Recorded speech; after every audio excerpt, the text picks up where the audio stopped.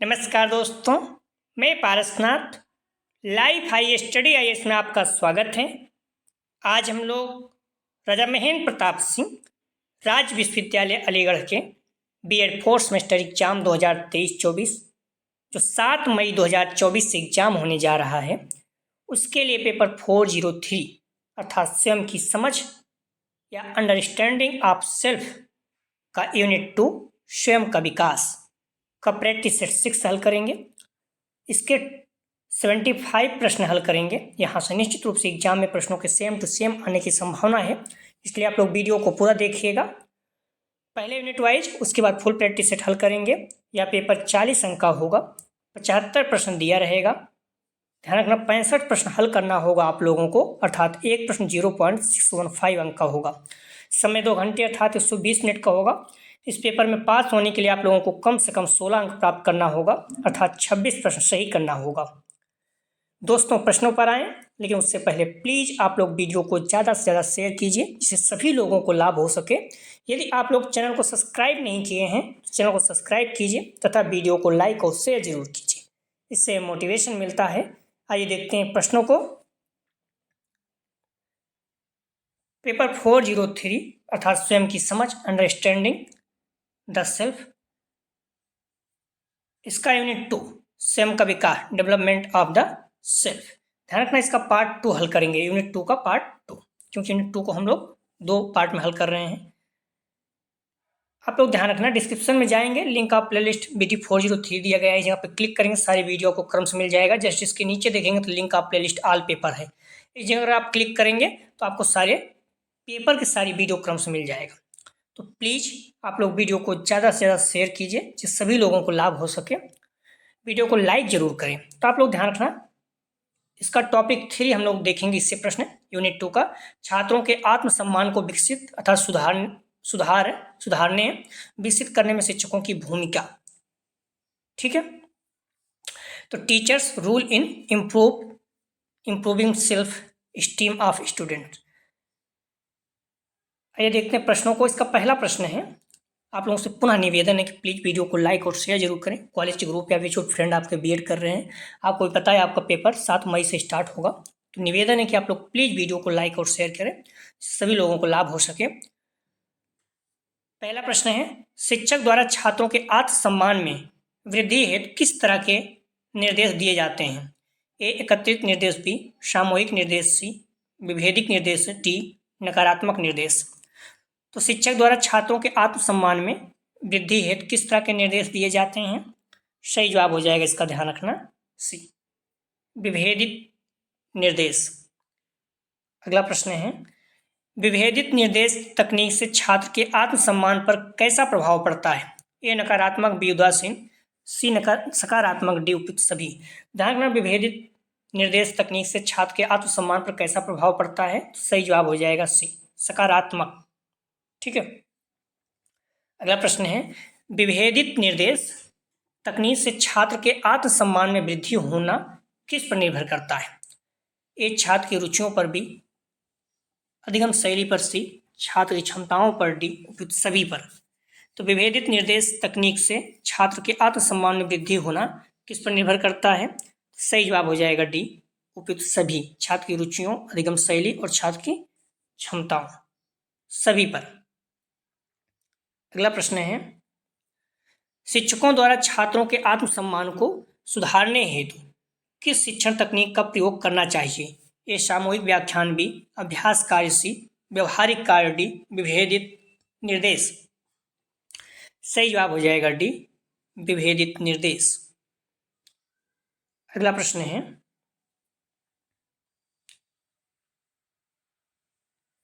विभेदित निर्देश तकनीक दृष्टिकोण छात्रों में कैसे सुधार लाता है?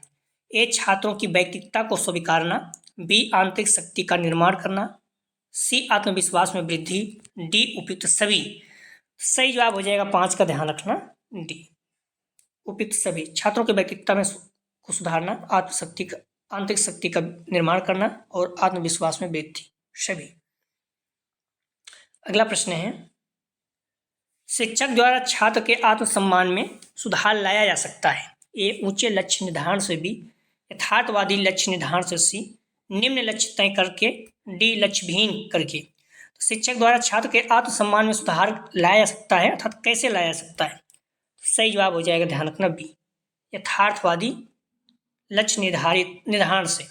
यथार्थवादी मतलब जो सच्चाई, बढ़ा चढ़ा के नहीं, यथार्थवादी लक्ष्य निर्धारण से। अगला प्रश्न है, यथार्थवादी लक्ष्य छात्र के आत्मसम्मान में सुधार करते हैं क्योंकि ए उन्हें प्राप्त किया जा सकता है, बी असंभव, सी क्षमता से परे हैं, डी ग्राह्य नहीं है।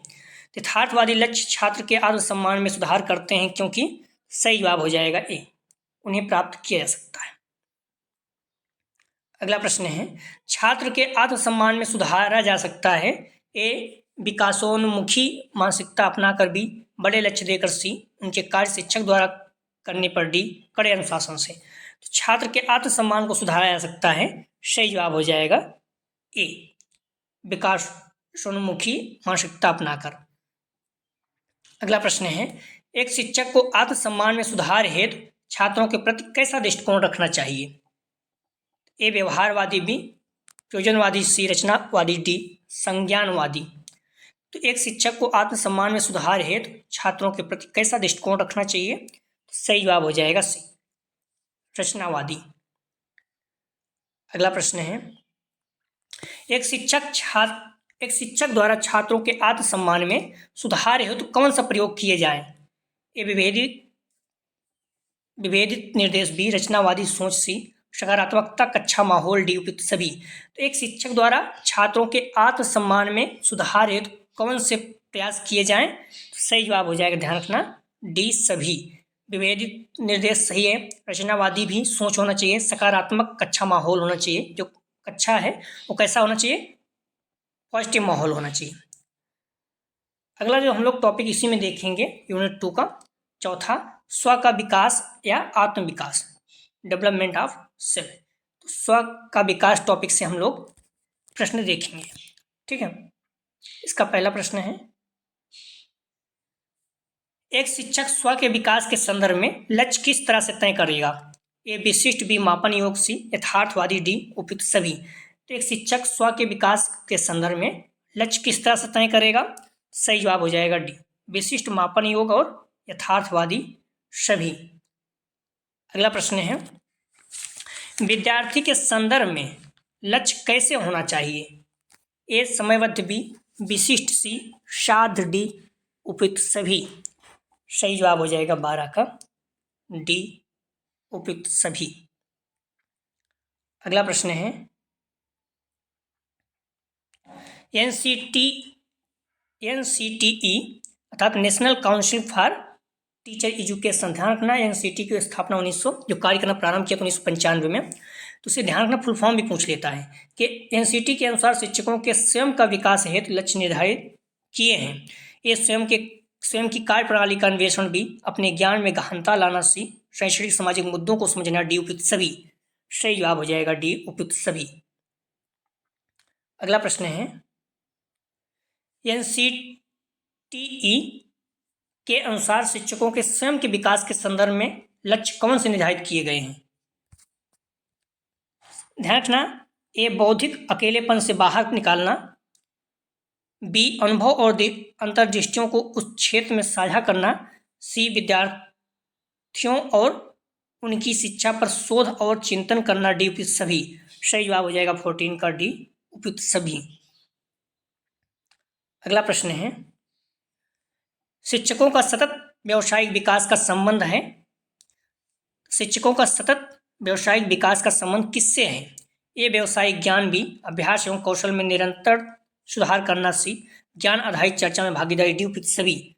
सही जवाब हो जाएगा 15 का डी, उपयुक्त सभी। अगला प्रश्न है, शिक्षक द्वारा स्वयं के व्यावसायिक विकास की योजना बनाने का क्या उद्देश्य है? ए अपने वर्तमान कौशल योग का आकलन, बी लक्ष्य एवं उद्देश्य स्थापित करना, सी कौशल योग्यता की जरूरत की पहचान, डी उपयुक्त सभी।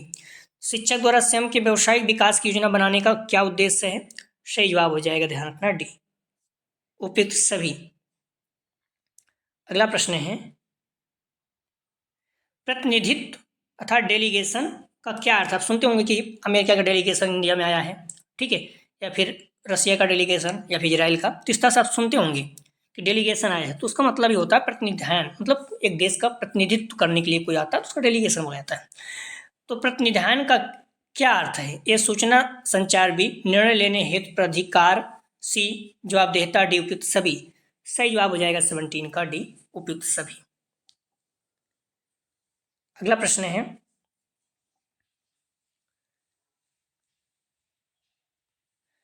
शिक्षकों हेतु स्वयं के विकास के लक्ष्य कौन सी एजेंसी तय करती है?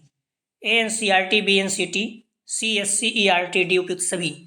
शिक्षकों हेतु स्वयं के विकास के लक्ष्य कौन सी एजेंसी तय करती है? सही जवाब हो जाएगा बी, एनसीटीई। अगला प्रश्न है, प्रतिनिधान तकनीक के प्रयोग से एक विद्यालय नेतृत्वकर्ता द्वारा क्या किया जाता है? ये स्वयं के कार्यभार प्रबंधन को कम करना, बी प्राधिकार का हस्तांतरण, सी कार्यकुशलता में सुधार लाना, डी उपयुक्त सभी। सही जवाब हो जाएगा 19 का डी उपयुक्त सभी। अगला प्रश्न है, एक शिक्षक के कौशल और ज्ञान को, एक शिक्षक के कौशलों और ज्ञान को विकसित करने, आकार देने और सुधार करने की प्रक्रिया कहलाती है? ए आत्म विकास, बी आत्म पहचान, सी आत्म समझ, डी आत्म जागरूकता। एक शिक्षक के कौशलों और ज्ञान को विकसित करने, आकार देने और सुधार करने की प्रक्रिया क्या कहलाती है? सही जवाब हो जाएगा ए आत्म विकास, सेल्फ डेवलपमेंट। अगला प्रश्न है, एक शिक्षक के संदर्भ में उसका आत्म विकास किस क्षेत्र में सुधार लाएगा? ए विद्यालय कार्य क्षेत्र में अधिकतम प्रभावकारिता, बी सकारात्मक आत्म अवधारणा का विकास, डी सी व्यक्तिगत विकास, डी उपयुक्त सभी। सही जवाब हो जाएगा डी उपयुक्त सभी, तीनों सही है। आप लोग ध्यान रखना, डिस्क्रिप्शन में जाएंगे, लिंक आप प्ले लिस्ट विजिट 403 लीजिएगा, इस जगह पे क्लिक करेंगे, सारी वीडियो आपको क्रम से मिल जाएगी, ठीक है। जैसे इसके नीचे देखेंगे तो लिंक आप प्ले लिस्ट ऑल पेपर दिया गया है, वहाँ पर सारे पेपर की वीडियो आपको क्रम से मिल जाएगी। प्लीज़ आप लोग वीडियो को लाइक और शेयर करें जिससे सभी लोगों को लाभ हो सके, ठीक है। अपने कॉलेज ग्रुप या फिर जो भी फ्रेंड हैं, जल्दी हम लोग कंप्लीट करके यूनिट 2 आज कंप्लीट हो जाएगा, तो उसके बाद 3 और 4 बचेगा, फिर हम लोग फुल प्रैक्टिस सेट हल करेंगे। तो फुल प्रैक्टिस सेट आप लोग जरूर हल करना, क्योंकि सारे प्रश्न लगभग उम्मीद रहता है वहीं से आते हैं। प्रश्न है, एक शिक्षक को स्वयं को विकसित करने हेतु किस संस्थान ने national programme design and curriculum framework में 6 मुख्य क्षेत्रों में स्थान दिया था? सही जवाब हो जाएगा ए NUEPA। अगला प्रश्न है, राष्ट्रीय शिक्षा नीति 2020 द्वारा प्रारंभिक कक्षाओं के छात्रों के स्वयं के विकास हेतु किस अवधारणा को केंद्र में रखा है? ए बुनियादी साक्षरता एवं ज्ञान, संख्या ज्ञान, बी जटिल गणितीय कौशल विकसित करना, सी भाषाई व्याकरण शुद्धता पर जोर देना, डी तकनीकी शिक्षा पर बल। सही जवाब हो जाएगा 23 का ए, बुनियादी साक्षरता एवं संख्या ज्ञान। अगला प्रश्न है, कक्षा 3 के छात्रों के स्वयं के विकास हेतु NEP 2020 में कब तक लक्ष्य निर्धारित किया गया है? सही जवाब हो जाएगा 24 का बी, 2025 तक। अन्य महत्वपूर्ण प्रश्न आप लोग देख लीजिए, इसमें आप पहला प्रश्न है 25, आत्म जागरूकता और निर्णय लेने के बीच क्या संबंध है? ए आत्म जागरूकता व्यक्तियों के निर्णय लेने में से रोकती है, बी आत्म जागरूकता आवेगपूर्ण निर्णय लेने की ओर ले जाते हैं, सी आत्म जागरूकता अधिक सूचना और सुविचारित निर्णय में योगदान करती है, डी आत्म जागरूकता व्यक्तियों को अनिर्णायक बनाती है। सही जवाब हो जाएगा सी। आत्म जागरूकता और निर्णय लेने के बीच क्या संबंध है? तो आत्म जागरूकता अधिक सूचित और सुविचारित निर्णय में योगदान करती है। अगला प्रश्न है,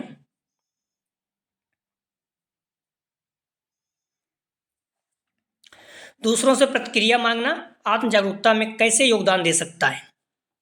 सही जवाब हो जाएगा 26 का सी,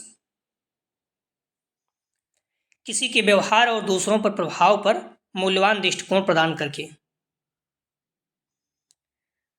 अगला प्रश्न है, आत्म जागरूकता और व्यक्तिगत विकास के बीच क्या संबंध है?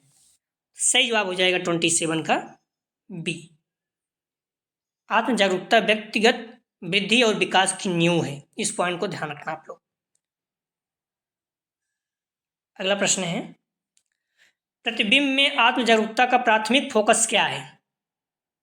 सही जवाब हो जाएगा सी, स्वयं के सकारात्मक और नकारात्मक दोनों पहलुओं का स्वीकार करना। अगला प्रश्न है, मनुष्य की क्षमता को आत्मनिरीक्षण करने और उनके मौलिक स्वभाव के विषय में अधिक जानने का प्रयास करने की क्षमता क्या कहलाती है? सही जवाब हो जाएगा बी, आत्म प्रतिबिंब। अगला प्रश्न है, कौन सा तरीका किसी व्यक्ति को आत्मसम्मान में सुधार करने में मदद करेगा? ए नकारात्मक विकास, बी सकारात्मक सोच, सी स्वयं को थोड़ा आराम देना, डी उपयुक्त सभी। सही जवाब हो जाएगा डी, उपयुक्त सभी। अगला प्रश्न है, आत्म जागरूकता संघर्ष समाधान में कैसे योगदान दे सकता है? सही जवाब हो जाएगा सी, व्यक्तियों को असहमति के दौरान उनके ट्रिगर्स और भावनात्मक प्रतिक्रिया को समझने में मदद करके। अगला प्रश्न है, आत्म जागरूकता व्यक्तिगत विकास में कैसे योगदान देती है? सही जवाब हो जाएगा सी, व्यक्ति के सुधार के क्षेत्रों की पहचान करने और सकारात्मक बदलाव की दिशा में काम करने की अनुमति देना।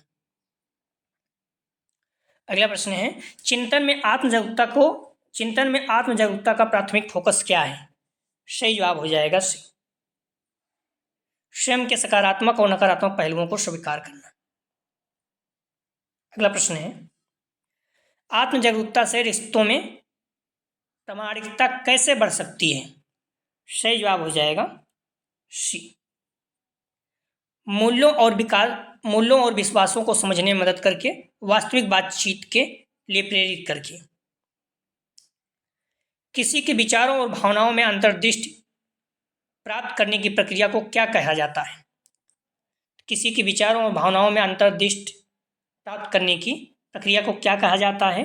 सही जवाब हो जाएगा सी, आत्मचिंतन।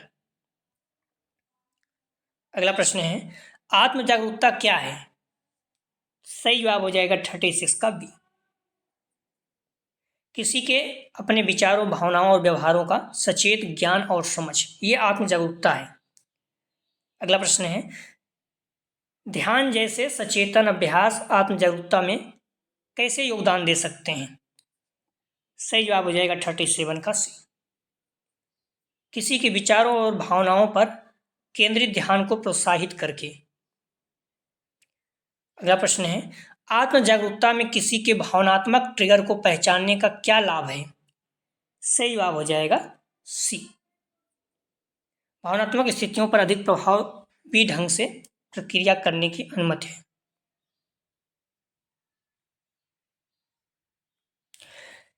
जर्नलिंग आत्म जागरूकता में कैसे योगदान दे सकती है? सही जवाब हो जाएगा 39 का सी, आत्मचिंतन के लिए जगह प्रदान करके तथा किसी के अनुभवों में अंतर्दृष्टि प्राप्त करके। अगला प्रश्न है, आत्म जागरूकता दूसरों के साथ संचार को कैसे बढ़ा सकती है? सही जवाब हो जाएगा सी, किसी के संचार शैली और भावनात्मक प्रतिक्रिया को समझने से। अगला प्रश्न है, सहानुभूति और आत्म जागरूकता के बीच क्या संबंध है? सही जवाब हो जाएगा सी, आत्म जागरूकता दूसरों के प्रति सहानुभूति बढ़ा सकती है।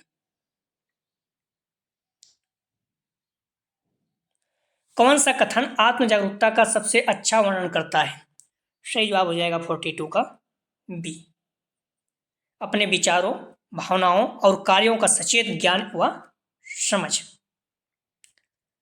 अगला प्रश्न है, मैं असफल हूं क्योंकि मैं मूर्ख हूं और इसका अर्थ है कि मैं हमेशा ही असफल होऊंगा, यह क्या दर्शाता है? सही जवाब हो जाएगा 43 का, ध्यान रखना डी, सीखी गई निसहायता। अगला प्रश्न है, स्वतः यथार्थता की अवधारणा किसके द्वारा दी गई है? सही जवाब हो जाएगा 44 का ए, कर्ट गोल्डस्टीन। अगला प्रश्न है, कौन शिक्षार्थी को अपने स्वयं के अधिगम का मूल्यांकन करने और समझ की जांच करने में मदद करता है? ए भूल, बी अनुकरण, सी अधिसंज्ञान, डी रटकर याद करना। सही जवाब हो जाएगा 45 का बी, अनुकरण। अगला प्रश्न है, निम्न में से कौन सभी सीखने के आकलन को बढ़ावा देते हैं? ए, विद्यार्थियों को आंतरिक पृष्ठभूमि लेने के लिए, बी, एक सुरक्षित वातावरण का निर्माण करने के लिए, सी, शिक्षार्थियों को लगातार परीक्षण लेना, डी, उपयुक्त सभी। सही जवाब हो जाएगा 46 का डी, उपयुक्त सभी। अगला प्रश्न है, विद्यार्थियों में सकारात्मक आत्मसम्मान विकसित करने में से किसका बहुत कम महत्व है?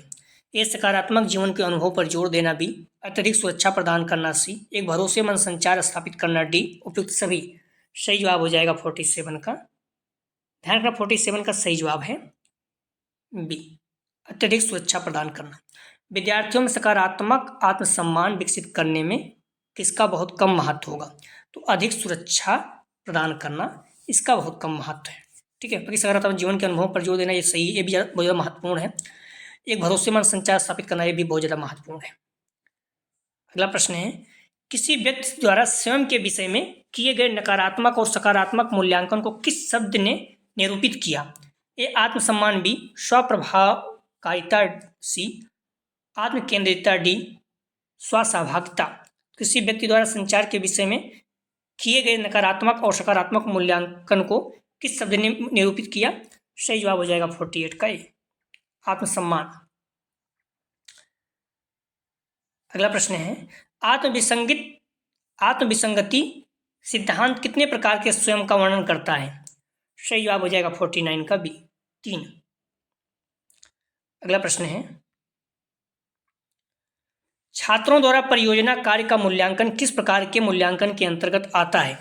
सही जवाब हो जाएगा 50 का बी, रचनात्मक। अगला प्रश्न है, कोई छात्र जब अपनी गलतियों के बिंदुओं को जानने के लिए अपने द्वारा प्रस्तुत कार्य का विश्लेषण करता है तो वह क्या कर रहा है? ए, रचनात्मक मूल्यांकन, बी, स्व मूल्यांकन, सी, सहकर्मी मूल्यांकन, डी, ये भी दोनों। तो कोई छात्र जब अपनी गलतियों के बिंदुओं को जानने के लिए अपने द्वारा प्रस्तुत कार्य विश्लेषण करता है तो वह क्या कर रहा है? सही जवाब हो जाएगा 51 का, ध्यान रखना बी, स्व मूल्यांकन कर रहा है। अगला प्रश्न है, किसी के रंग रूप के विषय में वर्णनात्मक और मूल्यांकनात्मक विश्वास है। सही जवाब हो जाएगा 52 का सी, शरीर की छवि।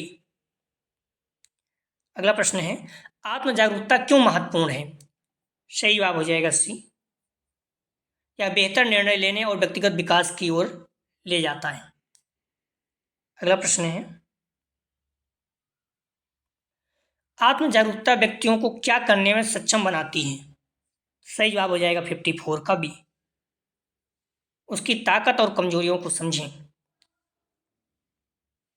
अगला प्रश्न है, व्यक्ति आत्म जागरूकता कैसे विकसित कर सकते हैं? सही जवाब हो जाएगा बी, दूसरों से प्रतिक्रिया मांगकर। अगला प्रश्न है, भावात्मक बुद्धिमत्ता में आत्म जागरूकता की क्या भूमिका है? सही जवाब हो जाएगा 56 का डी, भावात्मक बुद्धिमत्ता नींव के रूप में कार्य करती है। अगला प्रश्न है,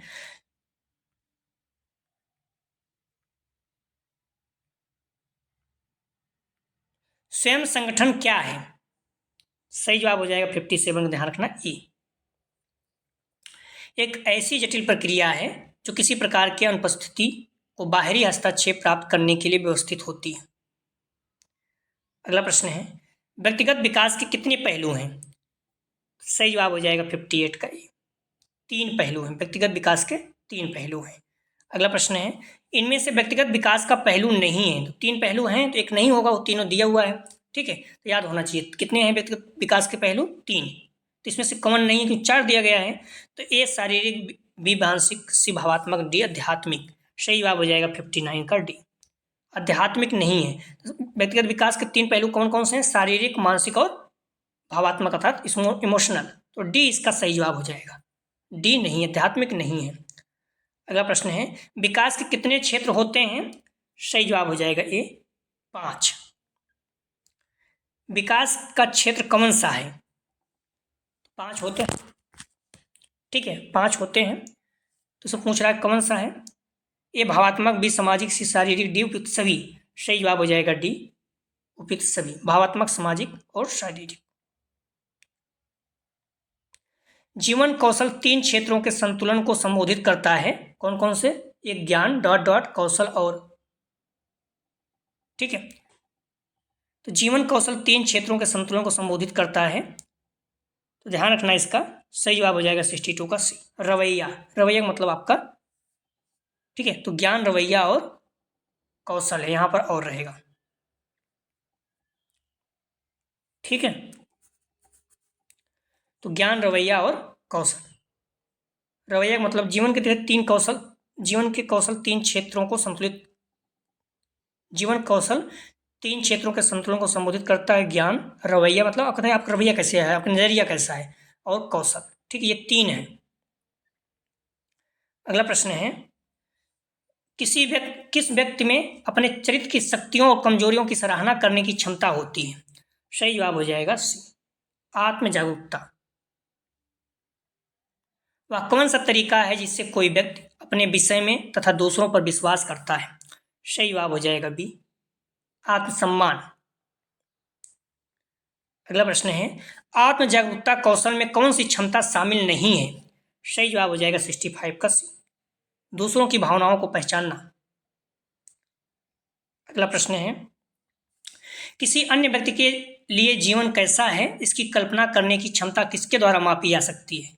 सही जवाब हो जाएगा 66 का बी, सहानुभूति। अगला प्रश्न है, स्वयं की पहचान और अपनी शक्तियों, स्वयं की पहचान और अपनी शक्तियों और कमजोरियों, इच्छाओं और नापसंद की पहचान कैसे की जा सकती है? सही जवाब हो जाएगा 67 का ए, आत्म जागरूकता।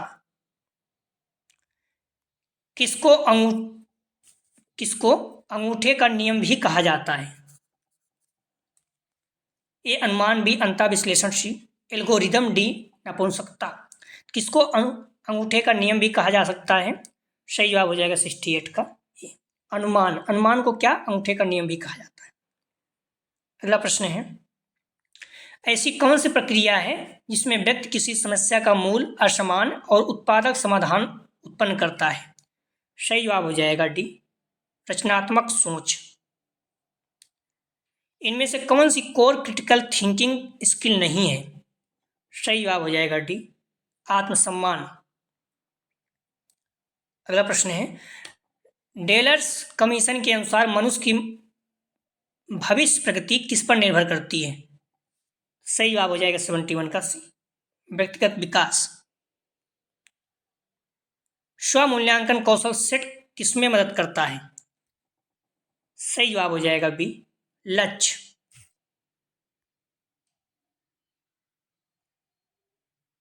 लक्ष्य, ठीक है। तो स्वमूल्यांकन कौशल सेट किसमें मदद करता है? तो बी, लक्ष्य।